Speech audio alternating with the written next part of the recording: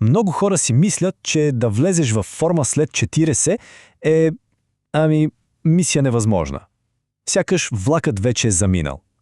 Обаче, днес ще ви разкажа една съвсем различна история. Една, която ще преобърне тази представа изцяло. Нека да започнем с тази метафора, защото тя е наистина силна. Показва ни нещо много важно. Да предприемем действия не е просто някакъв бонус. Не, то е абсолютно задължително, ако искаме ние да държим контрола, вместо просто да се носим по течението на времето. Добре, в тази първа част ще си говорим за онази лична отправна точка и разбира се за психологическите бариери, които често ни спират още преди да сме направили и първата крачка.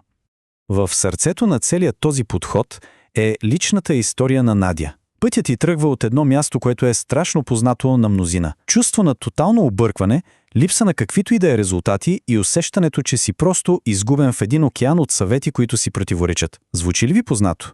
Точно това е стартовата позиция. А ето ги и тях, главните виновници, които ни държат на едно място. Тези ограничаващи вявания са като някакъв дефектен софтуер, инсталиран в съзнанието ни. Мисли като «вече е твърде късно за мен» или «метаболизмът ми е развален завинаги». Това не са природни закони. Това са просто грешни програми, които, повярвайте ми, можем и ще пренапишем. И така, превключваме от психологията към физиологията. Сега ще видим защо силовите тренировки са онзи фундамент, без който една истинска трансформация след 40 е почти невъзможна. Запомнете добре това число. 3 до 5%.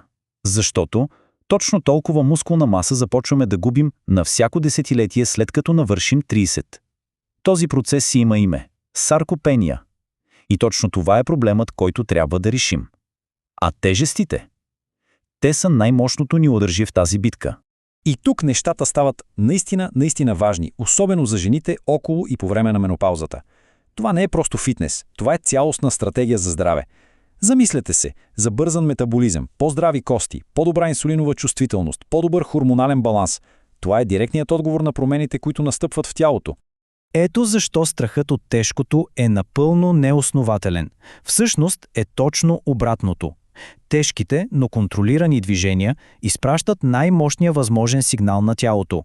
Сигнал, който казва на костите да станат по-плътни, а на мускулите да растат и да се борят с саркопенията. Това е буквално механизъм за подмладяване на тялото отвътре. Добре, сега се потапяме в една техника, която може да направи всяко едно повторение в пъти по-ефективно. Тук играта се променя. Фокусът се мести от количеството към качеството. Ето я и концепцията. Нарича се време под напрежение, защото мускулите не разбират от броене 1, 2, 3. Те разбират от напрежение. Колко дълго са подложени на стимул. Тази идея променя всичко, защото ни кара да мислим за продължителността на работата, а не просто за броя на движенията. Това е една от онези фрази, които просто се запечатват в ума. Тя перфектно описва разликата. Бързите, неконтролирани движения може да изглеждат впечатляващо, но бавното, умишлено изпълнение е това, което всъщност кара мускулите да стават по-силни. И ето как изглежда на практика този код. Темпо 3, 1, 2. Представете си, 3 бавни секунди, в които се борите с гравитацията, докато спускате тежестта. След това 1 секунда пауза долу, за да убиете всяка инерция. И накрая 2 контролирани секунди нагоре. Сметката е проста, едно повторение отнема цели 6 секунди, а 10 такива правят 1 минута чисто, качествено, мускулно напрежение. Това е златния стандарт. Да поговорим и за храненето. И тук подходът е различен. Не става въпрос за рестриктивни диети, а за интелигентна стратегия за зареждане на тялото с правилното гориво за тази мисия. Ето едно супер просто, но невероятно мощно правило. Никога не яжте въглехидрати сами. Така наречените голи въглехидрати водят до онзи познат енергиен срив. Но когато ги облечем с малко протеин и мазнини, магията се случва. Храносмилането се забавя, кръвната захар е стабилна и имаме енергия за часове напред. И понеже никой не обича да брои калории, ето един много по-интуитивен метод. Използвайте ръката си като мерителна чашка. Длънта за протеин, шепата за въглехидрати, палецът за мазнини, а половината чиния за зеленчуци. Просто, лесно и ефективно. А как изглежда всичко това в рамките на една седмица? Ами ето един примерен график. Виждате ли? Не е нужно да се живее в фитнес. Нужни са само 3 или 4 наистина фокусирани тренировки, комбинирани с активно възстановяване като ходене. Последователността винаги побеждава интензивността. И ето го черешката на тортата. Този стил на трениране с тежки сетове и кратки интензивни интервали съдейства нещо наречено afterburn ефект. Представете си го така.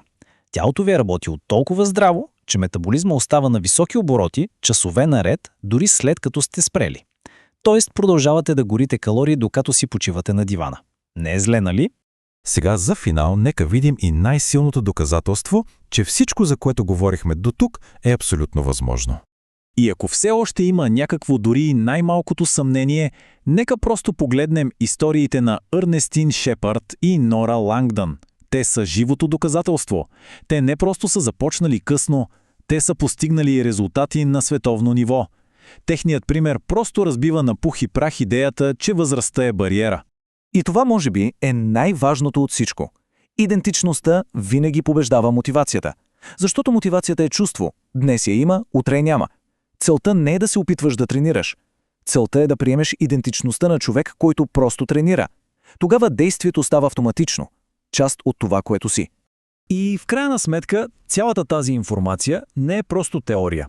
Тя е покана. Историите, които видяхме, доказват без съмнение, че е възможно. Така че единственият въпрос, който остава, не е дали, а кога. Кога започва вашата собствена мисия?